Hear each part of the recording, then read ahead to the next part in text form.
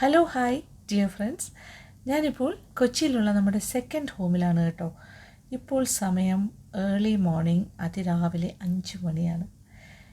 എൻ്റെ ബെഡ്റൂമിൽ നിന്നും പുറത്തേക്ക് കാണുന്ന കാഴ്ചയാണിതെല്ലാം. പുറത്തേക്കുള്ള കാഴ്ച നോക്കിയേ, സ്ട്രീറ്റ് ലൈറ്റൊക്കെ കാര്യമായിട്ട് തന്നെയുണ്ട്. വളരെ വിജനമായി കിടക്കുന്നു. ഇടയ്ക്കിടയ്ക്ക് പോകുന്ന ചെറിയ വാഹനങ്ങൾ മാത്രം. പേപ്പർ കൊണ്ടിടുന്ന ആൾക്കാർ, പിന്നെ പാല് കൊണ്ടുപോകുന്ന ആൾക്കാർ, പിന്നെ കുറച്ച് ഒറ്റപ്പെട്ട വഴിയാത്രക്കാർ, അതായത് രാവിലെ ഓടാനും നടക്കാനും ഒക്കെ പോകുന്ന ആൾക്കാർ. ഇന്ന് പതിവിലും നേരത്തെ ഞാൻ എഴുന്നേറ്റു, എന്താണെന്നറിയില്ല. അപ്പോൾ ഞാൻ പുറത്തേക്ക് ഇങ്ങനെ കാഴ്ചകളൊക്കെ നോക്കി കുറച്ച് നേരം ഇങ്ങനെ നിൽക്കുകയാണ്. ഇപ്പോൾ സമയം 7:30. ഇപ്പം നേരം നന്നായി വെളുത്ത് കഴിഞ്ഞു. അതായത് സൺറൈസൊക്കെ കഴിഞ്ഞിട്ട് കുറച്ച് നേരമായി. ഇപ്പോൾ അതേ മുറിയിൽ അതേ പൊസിഷനിൽ ഞാൻ പുറത്തേക്ക് നോക്കുകയാണ്.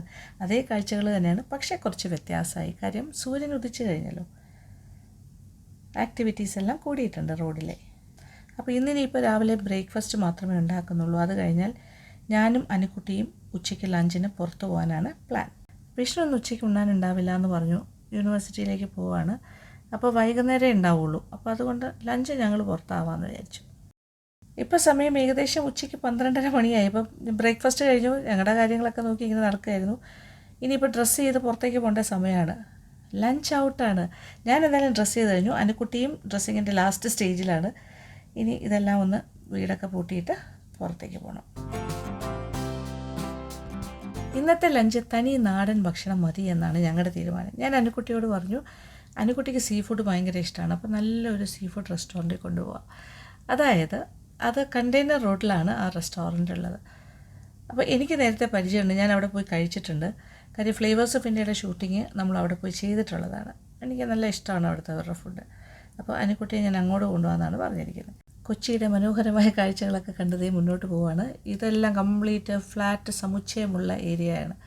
മറൈൻ ഡ്രൈവിൻ്റെ അവിടെ നിന്ന് ഇങ്ങനെ പോകുമ്പോൾ ബുൾഗാട്ടി ആ ഭാഗത്തേക്ക് പോകുമ്പോൾ ഹയത്ത് ആ ഒരു ഏരിയ, ഇതുവഴിയാണ് നമ്മുടെ കണ്ടെയ്നർ റോഡിലേക്ക് പോകുന്നത്. റെസ്റ്റോറൻറ്റ് അവിടെയാണല്ലോ, വെള്ളക്കാന്താരി റെസ്റ്റോറൻറ്റ്. അപ്പോൾ വെള്ളക്കാന്താരി റെസ്റ്റോറൻറ്റ് ഞാൻ നേരത്തെ വന്നിട്ടുണ്ടാണ്, എനിക്ക് പരിചയമുണ്ടെന്ന് പറഞ്ഞല്ലോ. അതുകൊണ്ട് തന്നെ അവരുടെ ഫോൺ നമ്പർ എടുത്ത് ഞാൻ നേരത്തെ വിളിച്ചു പറഞ്ഞു. കാര്യം അവിടെ ഭയങ്കര തിരക്കാണ് ഉച്ച സമയത്ത്, ഇരിക്കാൻ പോലും സ്ഥലം കിട്ടില്ല. അത് കാരണം നേരത്തെ ബുക്ക് ചെയ്ത് വെച്ചു. അപ്പോൾ നമുക്ക് എന്തായാലും 2-3 സീറ്റ് അവിടെ മാറ്റി വെച്ചേക്കാമെന്ന് പറഞ്ഞു. അപ്പോൾ ഞാനുണ്ട്, അനുക്കുട്ടിയുണ്ട്, പിന്നെ നമ്മുടെ ഡ്രൈവർ ബിജോയും അവിടുന്ന് കഴിക്കും ഞങ്ങളോടൊപ്പം. എന്തായാലും സീറ്റ് 3 റെഡിയാണെന്നുള്ളത് ഉറപ്പാണ്. അതുകൊണ്ട് ആ ഒരു സമാധാനമുണ്ട്. ഈ റെസ്റ്റോറൻറ്റിൻ്റെ ഫ്രണ്ടിൽ എത്തിക്കഴിഞ്ഞു. നട്ടുച്ചയാണ് കേട്ടോ, നല്ല വെയിലൊക്കെ ഉണ്ട്. അപ്പോൾ കാറ് ഒരു സൈഡിൽ പാർക്ക് ചെയ്തിട്ടുണ്ട്. മെയിൻ റോഡിൽ നിന്നും കുറച്ച് താഴേക്ക് ഇറങ്ങി പോകുമ്പോഴാണ് വെള്ളക്കാന്താരി എന്നുള്ള റെസ്റ്റോറൻറ്റ്. ഇതേ കാണുന്നുണ്ടല്ലോ ബോർഡൊക്കെ അല്ലേ. ഇവിടുത്തെ അപ്സ്റ്റേഴ്സിലുള്ള ഒരു മുറിയുണ്ട്, അവിടെയാണ് നമ്മൾ ഇരിക്കുന്നത്. ഓപ്പൺ എയർ പോലെയാണ്, കുറച്ച് റോഡൊക്കെ കാണാൻ പറ്റുന്ന രീതിയിൽ. നമ്മളുടെ ഫ്രണ്ടിൽ വന്നിരിക്കുന്ന ഭക്ഷണം നോക്കിയേ, എന്തുമാത്രം ഐറ്റംസാണ്, എന്തോരം നല്ല നല്ല സാധനങ്ങൾ അറിയോ. സീ ഫുഡ് ഐറ്റംസാണ് കൂടുതൽ. കരിമീൻ പൊള്ളിച്ചത്, കൊഞ്ച് കിഴി, വരാൽ ഫ്രൈ, കൂന്തൽ മസാല, കൊഞ്ച് ഫ്രൈ, ചിപ്പി ഫ്രൈ, കൊഴുവ ഫ്രൈ, ബീഫ് ഉലർത്തിയത്, പിന്നെ എന്താ പറയുക, കപ്പ, മീൻ കറി, ഞണ്ട് മസാല, പിന്നെ ഇവരുടെ ഒരു സ്പെഷ്യൽ ചിക്കൻ ചിന്താമണി. ഇങ്ങനെ എല്ലാ കാര്യങ്ങളും ടേബിളിൽ കൊണ്ട് വെച്ചിട്ടുണ്ട്. അങ്ങനെ ഒരു ബ്യൂട്ടിഫുൾ സ്പ്രെഡ് കൊണ്ട് വെച്ചിട്ടുണ്ട്. അപ്പോൾ ഞാൻ വിചാരിച്ചു എല്ലാം ഇരിക്കട്ടെ, അനുക്കുട്ടിക്ക് ഇതെല്ലാം ഒന്ന് ടേസ്റ്റ് ചെയ്യാമല്ലോ. അനുക്കുട്ടിക്ക് ഇഷ്ടമാണ് സീ ഫുഡ് ഐറ്റംസ്, ഞണ്ട്, അങ്ങനത്തെ എല്ലാ കാര്യങ്ങളും ഇഷ്ടമാണ്. അപ്പോൾ അതെല്ലാം കഴിക്കാമല്ലോ എന്ന് വിചാരിച്ചു. എന്തായാലും വളരെ എൻജോയബിൾ. എന്തായാലും അനുക്കുട്ടിക്ക് സന്തോഷമായി, ഒരുപാട് കാര്യങ്ങൾ കണ്ടല്ലോ.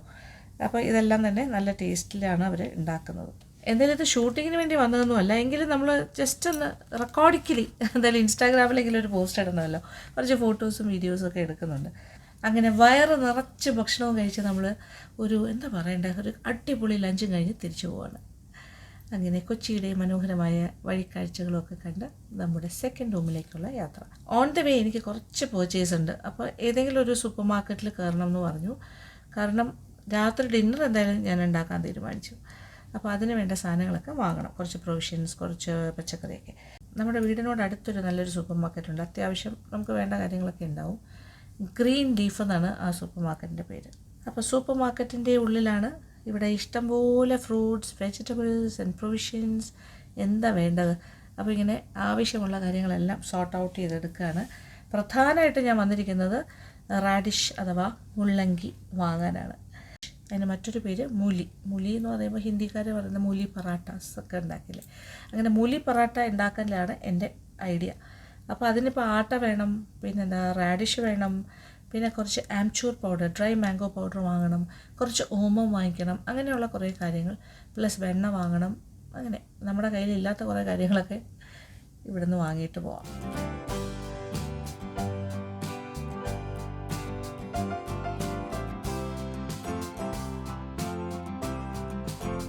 അങ്ങനെ നല്ലൊരു ലഞ്ചും അത് കഴിഞ്ഞൊരു ചെറിയ ഷോപ്പിങ്ങും എല്ലാം കഴിഞ്ഞ് വന്നപ്പോൾ വല്ലാത്ത ക്ഷീണം. അത് ഞാനും അനിക്കുട്ടിയൊക്കെ സുഖമായിട്ട് കിടന്നുറങ്ങി. നല്ല റെസ്റ്റും കിട്ടിയിട്ടുണ്ട്. ഇപ്പോൾ ഏതാണ്ട് രാത്രി സമയം 7 മണിയായിട്ടുണ്ട്. ഇനിയിപ്പോൾ രാത്രിത്തെ ഡിന്നറിന് വേണ്ട പരിപാടികളൊക്കെ തുടങ്ങാൻ പോവുകയാണ് ഞാൻ പറഞ്ഞില്ലേ മൂലി പൊറാട്ടയാണ് ഉണ്ടാക്കാൻ പോകുന്നത് രാത്രി. അപ്പോൾ അതുകൊണ്ട് ദാറ്റ് ഈസ് റാഡിഷ് കൊണ്ടൊരു സ്റ്റഫിങ് വെച്ചിട്ടുള്ളൊരു പൊറാട്ട, നമ്മൾ ഈ ആലു പൊറാട്ടയൊക്കെ ചെയ്യുന്ന പോലെ തന്നെയാണ്. അപ്പോൾ ഏതാണ്ട് ഒരു 1/2 കിലോ മുള്ളങ്കി അഥവാ റാഡിഷാണ് ഇപ്പോൾ ഞാൻ ഉപയോഗിക്കാൻ പോകുന്നത്. അതിൻ്റെ സ്കിന്നൊക്കെ മാറ്റിയെടുത്തിട്ടുണ്ട്. ഒരു 3 വലുതെന്ന് പറയാം. ഒരു ഗ്രേറ്റർ ഉപയോഗിച്ചിട്ട് നന്നായിട്ടൊന്ന് ഗ്രേറ്റ് ചെയ്തെടുക്കാം. ഈ ഗ്രേറ്റർ സത്യം പറഞ്ഞാൽ എൻ്റെ അല്ല കേട്ടോ, നമ്മുടെ ഓപ്പോസിറ്റ് വീട്ടിലെ അവർ ഭയങ്കര ഹെൽപ്ഫുള്ളാണ്. ആ ഫാമിലി അവിടെ നിന്ന് മേടിച്ചതാണ്, തിരിച്ചു കൊടുക്കണം. അപ്പോൾ നന്നായിട്ടൊന്ന് ഗ്രേറ്റ് ചെയ്തെടുക്കാം. ഗ്രേറ്റ് ചെയ്തത് നമുക്ക് ബ്രൗണിലേക്ക് മാറ്റാം.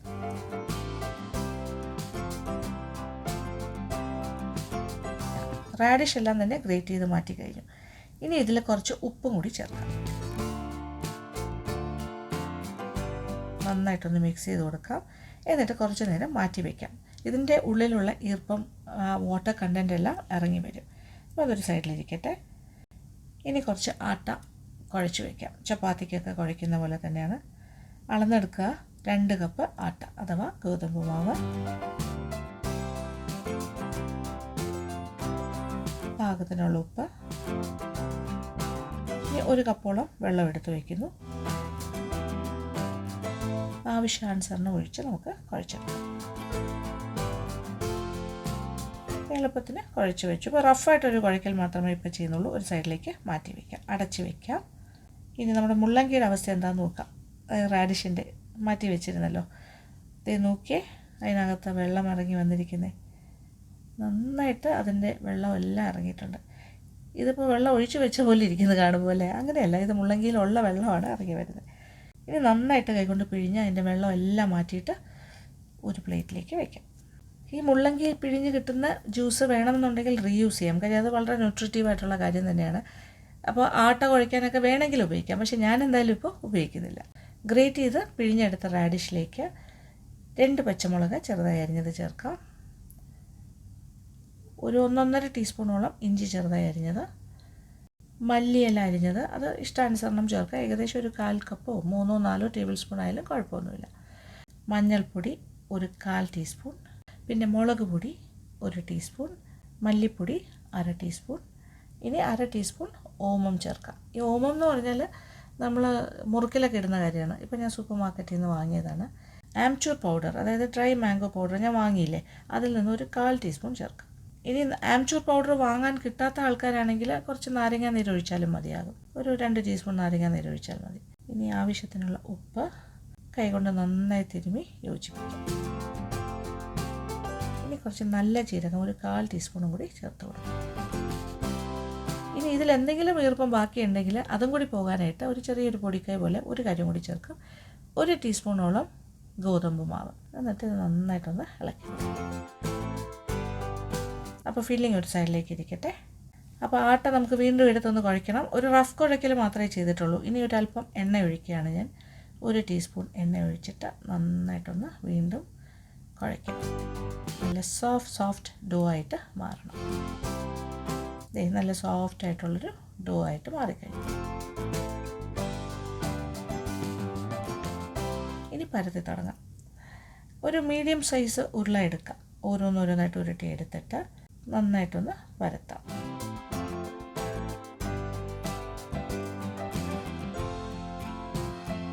ഇടയ്ക്ക് കുറച്ച് മാവൊക്കെ തട്ടിയാണ് പരത്തിയെടുക്കേണ്ടത്. മാവ് ഇങ്ങനെ തടവി കൊടുക്കാം, അല്ലെങ്കിൽ അങ്ങോട്ട് തിരിച്ചു മറിച്ചു ഇട്ട് തട്ടിയെടുക്കാം. ഒരുപാട് കനം കുറച്ച് പരത്തണ്ട. സാധാരണ നമ്മൾ ചപ്പാത്തി പരത്തുന്നതിനെക്കാട്ടിലും ഇച്ചിരി കൂടെ ഘനത്തിൽ പരത്തണം. ഇതിൻ്റെ നടുക്ക് ഭാഗത്തായിട്ട് ഇതുപോലെ നമ്മൾ നേരത്തെ ചെയ്ത് വെച്ചില്ലേ മൂലി മിക്സ്, അതായത് റാഡിഷിൻ്റെ കൂട്ട്, അതിൽ നിന്ന് 3-4 ടേബിൾ സ്പൂൺ ഇതിനകത്തേക്ക് വയ്ക്കാം നടുക്ക് ഭാഗത്തായിട്ട്. ഇനി സൈഡ്സിൽ നിന്നും ഇങ്ങനെ ഞൊറിവുകൾ പോലെ ഇങ്ങനെ ഫോൾഡ് ചെയ്ത് അതിനെ ജോയിൻ ചെയ്യിപ്പിക്കണം. അപ്പോൾ ഒരു ബോളിൻ്റെ ഷേപ്പായിട്ട് മാറും.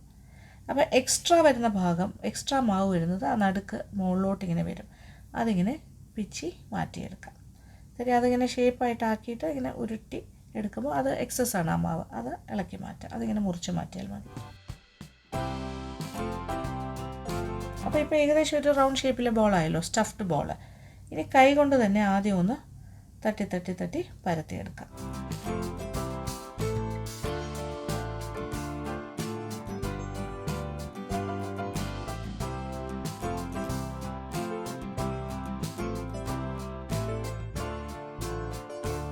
ഇനി നമ്മൾ റൂളർ വെച്ചിട്ട് ഒന്ന് പരത്താം.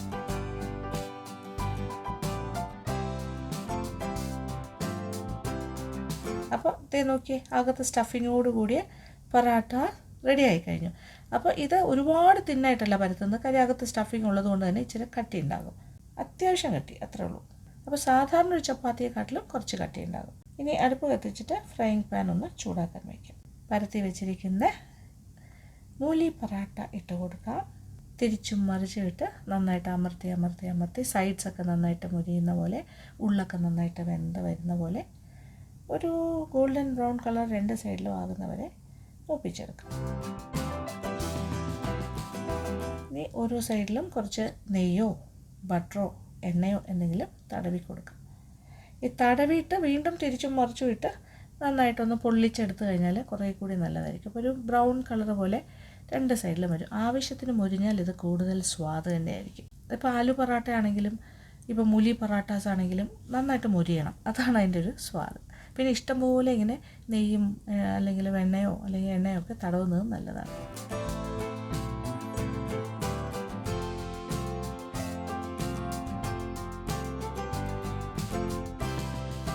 അപ്പോൾ ഇപ്പോൾ ഇതേ മുരിഞ്ഞ് കഴിഞ്ഞു. പാകത്തിന് ഇനി പ്ലേറ്റിലേക്ക് മാറ്റാം. ഇത് ചൂടോടുകൂടി കഴിക്കുന്നതാണ് ഏറ്റവും നല്ലത്. അപ്പോൾ ചൂടോടുകൂടി തന്നെ കുറച്ച് വെണ്ണ, ഒരു ചെറിയ കഷ്ണം വെണ്ണ, അത് വെണ്ണയൊക്കെ നമ്മുടെ ഇഷ്ടമാണ് കേട്ടോ, ഞാൻ ഇച്ചിരി കൂടുതലാണ് വയ്ക്കുന്നത്. വെണ്ണ ഇതിൻ്റെ മുകളിൽ വെച്ചിട്ട് കൈ കൊണ്ട് ഇങ്ങനെ ആക്കുമ്പോൾ തന്നെ അതിങ്ങനെ മെൽറ്റായി വരും. ആ ചൂട് പൊറാട്ടയുടെ മുകളിൽ ഇങ്ങനെ തണുത്ത വെണ്ണ വെച്ചാൽ നല്ലതാണ്, അതിങ്ങനെ ഉരുക്കി വരുന്ന കാഴ്ച കാണാം. ഇനി ഒരു ചെറിയൊരു കട്ടോരി പോലെയോ അല്ലെങ്കിൽ ഇതിപ്പോൾ എൻ്റെ കയ്യിൽ മഡ്കാസ് ഉണ്ട് ബൗള്, അതിനകത്ത് പുളിയില്ലാത്ത തൈര്, ഇതും കുറച്ച് അച്ചാറും, ഇതാണ് ഇതിൻ്റെ കോമ്പിനേഷൻ. ബാക്കി ഇനി മാവുണ്ട്, അപ്പോൾ ഉരുള ഉരുട്ടി ഈ സെയിം പ്രോസസ്സ് ഞാൻ ചെയ്യാൻ പോവാണ്.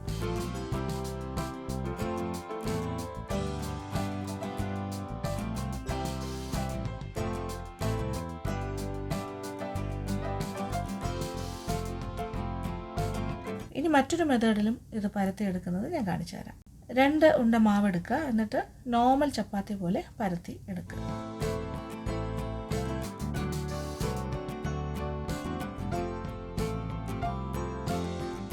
അപ്പോൾ 2 ഏകദേശം ഒരേ അളവിലുള്ള ഷേപ്പായിട്ട് 2 ചപ്പാത്തീസും മാറിക്കഴിഞ്ഞു.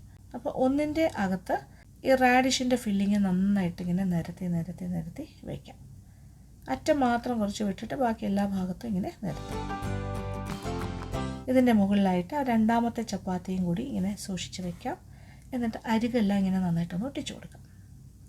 അകത്തുള്ള കാര്യങ്ങൾ പുറത്തേക്ക് വരാതിരിക്കാൻ നന്നായിട്ടൊന്ന് പ്രസ് ചെയ്യാം. ഇനി കുറച്ച് മാവും ഒക്കെ തടവിയിട്ട് പരത്തി തുടങ്ങാം റോളർ വെച്ച്.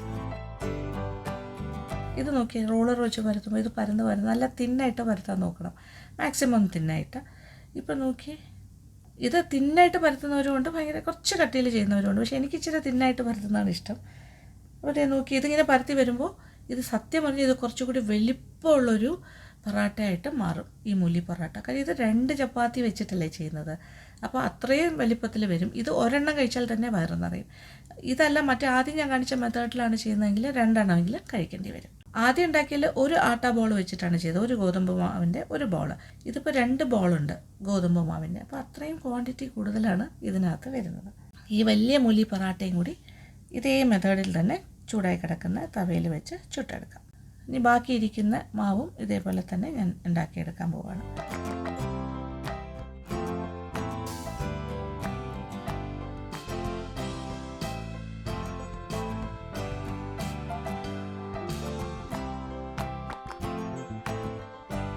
വിഷ്ണു എന്തായാലും ഡിന്നർ കഴിക്കാൻ റെഡി ആയിരിക്കുവാണ്. അപ്പോൾ ചൂടോടുകൂടി തന്നെ കൊണ്ടു കൊടുക്കാം അല്ലേ. ചൂടോടുകൂടി തന്നെ മൂലി പൊറാട്ടയുടെ മുകളിൽ വെണ്ണ വെച്ചു, പിന്നെ തൈര്, അച്ചാർ കൊണ്ടു കൊടുക്കട്ടെ.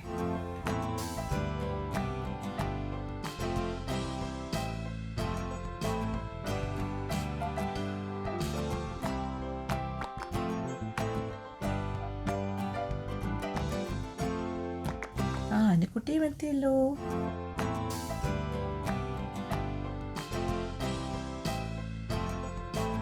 അടിപൊളിയമ്മ, ഭയങ്കര ടേസ്റ്റ്, പറയാതിരിക്കാൻ പറ്റില്ല. മുതല കോമ്പിനേഷനും ചൂട് ടേസ്റ്റോടെ കഴിക്കാൻ പറ്റുന്നുണ്ട്. അടിപൊളി, സൂപ്പർ. വരും അനുക്കുട്ടി.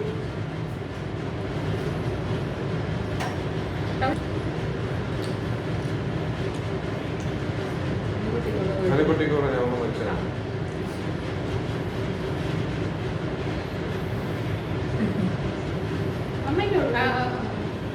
ഓ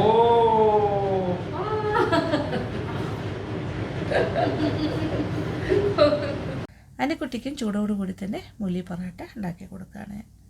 മൂലി പൊറാട്ട, വെണ്ണ, പിന്നെന്താ തൈര്, അച്ചാർ.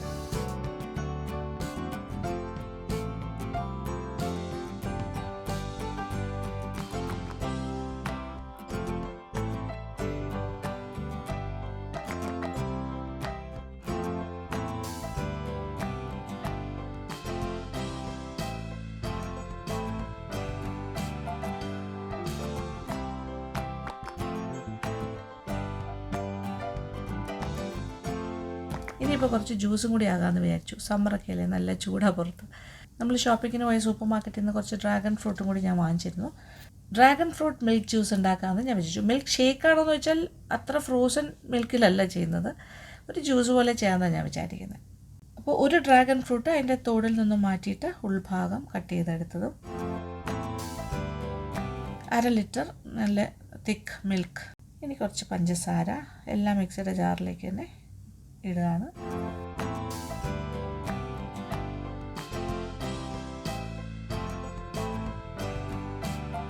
ഇനി നന്നായിട്ടൊന്ന് അടിച്ചെടുക്കാം. അങ്ങനെ dragon milk juice is ready. 3 ഗ്ലാസ്സുകളിലായിട്ട് എടുക്കുകയാണ്. അങ്ങനെ ജ്യൂസും ഒക്കെ കുടിച്ച് കാലൊക്കെ നീട്ടി വെച്ച് സുഖമായിട്ട് റിലാക്സ് ചെയ്ത് വർത്താനമൊക്കെ പറഞ്ഞിരിക്കുവാണ് കേട്ടോ. അപ്പോൾ ഇന്നത്തെ ദിവസം ഇങ്ങനെ അവസാനിച്ചു. എന്തായാലും വളരെ സന്തോഷം. നാളെയും ഇവിടെ തന്നെയാണ് സെക്കൻഡ് റൂമിൽ. അപ്പോൾ നാളത്തെ വിശേഷങ്ങളും ഞാൻ ഷെയർ ചെയ്യുന്നുണ്ടാവും. എന്തായാലും വളരെ സന്തോഷം. നമ്മളുടെ സത്യമായി ഇതൊരു ഡേ ഇൻ മൈ ലൈഫ് പോലെയെന്ന് വിചാരിക്കാം. നമ്മുടെ സെക്കൻഡ് റൂമിൽ ഇതൊരു ഷോർട്ട് ബ്രേക്കിന് വന്നതാണ്. വളരെ സന്തോഷം. അപ്പോൾ ഈ ഒരു വീഡിയോ നിങ്ങൾക്ക് ഇഷ്ടപ്പെട്ടാണെന്ന് വിചാരിക്കട്ടെ. അപ്പോൾ thank you so much. Thank you for watching. പിന്നെന്താ പറയുക, സബ്സ്ക്രൈബ് ചെയ്യാതെയാണ് ആരെങ്കിലുമൊക്കെ കാണുന്നതെങ്കിൽ please do subscribe and B part of LN Vlogs YouTube family. Thank you so much. Thank you for watching and keep on watching Lekshmi Nair Vlogs.